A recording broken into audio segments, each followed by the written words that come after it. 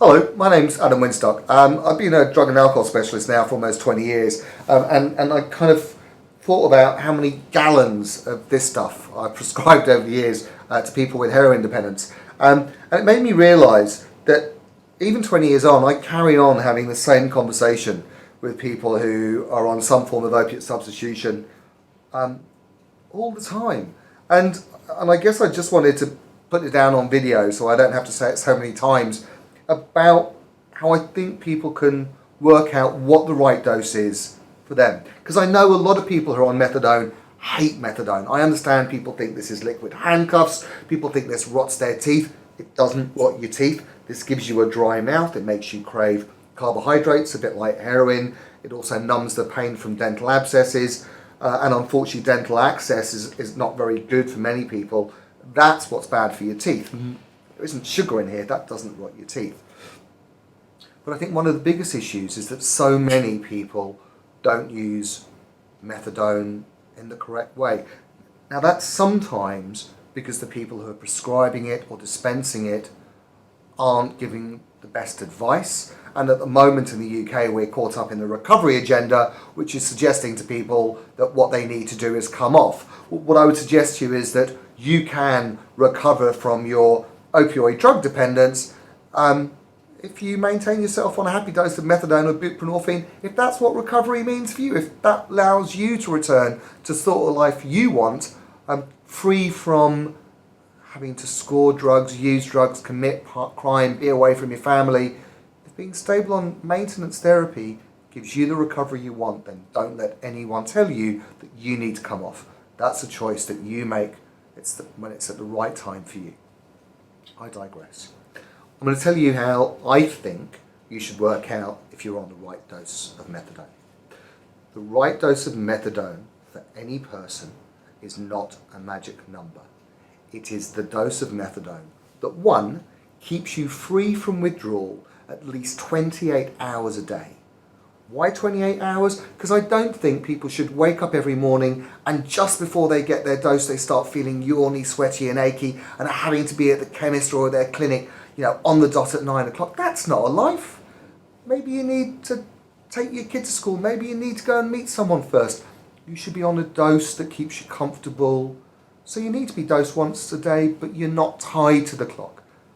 And so when I mean keep you comfortable 24 hours, 28 hours a day, I mean absolutely 100% comfortable. Before you get your dose, you should feel almost identical to how you feel after you get your dose. If before you get your dose you're a bit achy, you're a bit yawny, you're starting to feel weak or heavy-legged, then I'd suggest to you that you're not on enough. And actually going up might let you feel a bit more comfortable. Not going up much, maybe 5 or 10 milligrams. But if you're going to be on this drug, get the most out of it. The second thing that can give you a clue to whether you're on the right dose is whether or not you're still using. If you're still using on top, you ain't on the right dose. The whole idea of this thing is that you're on a big enough dose to build up tolerance to the effect of heroin so that when you use heroin, it's a waste of time. Now, you might be on a dose of 30 or 40 milligrams a day and you might say, you know what, that keeps me pretty comfortable for 24 hours a day. I don't get withdrawal, but I'm still using 2 or 3 bags a day. You're not on enough. What I'd say to you is that you feel those 2 or 3 bags a day.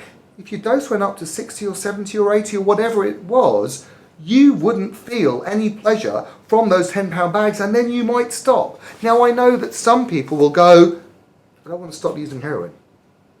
And actually I want to keep my dose low because I want to carry on using. And you know what? That's your right.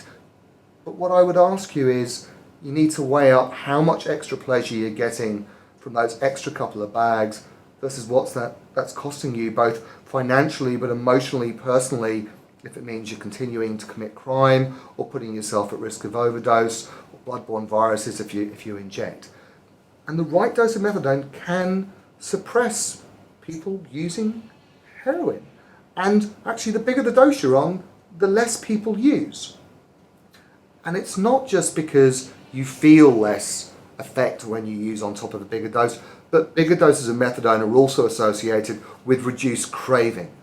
So the final thing is, If you find you're still thinking about heroin or craving, even if you're not using, then actually again increasing your dose might help. But if you're continuing to use on top and you're feeling that heroin, increase your dose and just see what the effect is. So, I see lots of people who might be on 60 or 70 milligrams, they're using 2 or 3 times a week. And what I would say to them, go up 10 or 15 milligrams, and then in a couple of weeks' time, let's see what happens. And you know what? If your use has disappeared, you've saved yourself 100 quid and you haven't used, and you're more comfy, that's great. And then, of course, you can gradually reduce your dose down. The other thing that's really important is, of course, your dose can be too high. And if you feel sleepy or sedated or stoned in the 2 or 3 hours after your dose, that could mean you're on too high a dose and you need to tell staff around that. Because sometimes what happens is people end up having a sleep in the afternoon after their dose, and actually that then affects how well they sleep at night. And the other thing, and we don't talk about this very much, is that actually as people get older, particularly as their lungs or their liver start working less well, a dose of methadone that they've been stable on for years can actually start becoming too high. And if you start noticing that actually you're getting more tired after your dose, you're a bit more sleepy, talk to people about coming down. Finally, what I'd say to people is whatever you do with your dose, whether you go up, whether you go down, treat it as an experiment. It's about working out what works best for you. A safe rate of increasing your dose for most people is about 5 milligrams every 4th dose. But if you're still using a lot, people might go up a little bit more quickly. What doctors will always be paranoid about is increasing your dose so quickly that actually you start overdosing. And that's obviously something we want to avoid at all cost. The same rules apply for buprenorphine. But before I mention that, the final bit is don't become obsessed by a magic number. Don't say to yourself, I'm not going to go above 60 milligrams. The right dose for you is the one that keeps you free from withdrawal, stops you using, stops you craving, and lets you get on with your life. And whether that's 30 milligrams, 90 milligrams, or 150 milligrams, it doesn't matter. Doses above 100 milligrams, get yourself an ECG. That's useful. And I know some of you are going to be saying, but the bigger the dose is, the longer it's going to take me to come off. And of course that's true. But I would say that I've seen hundreds of patients who over decades of their life have kept their methadone dose at a low level that means they've always continued to use heroin. And what they'll say to me is, methadone doesn't work. And what I'd say is, no, you've never gone on a big enough dose to actually allow methadone to work. So if you really want to give yourself a bit of freedom from having to score and use, I'd try and pop your dose up and see how it works. The buprenorphine, pretty much the same thing. Obviously the big difference is that you dissolve this tablet under your tongue, while therapeutic doses for methadone would be 60, 80, 100 milligrams. The buprenorphine, you get full receptor blockade at around 16 milligrams of buprenorphine.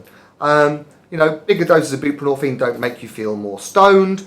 They just last longer, and that's something a lot of people don't realise.